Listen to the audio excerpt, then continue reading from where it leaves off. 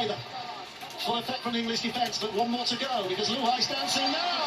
Oh, he's found a gap. Puts it back on the inside. Paolo spins it away. Luai knocks it on. Right to one finish. That is incredible.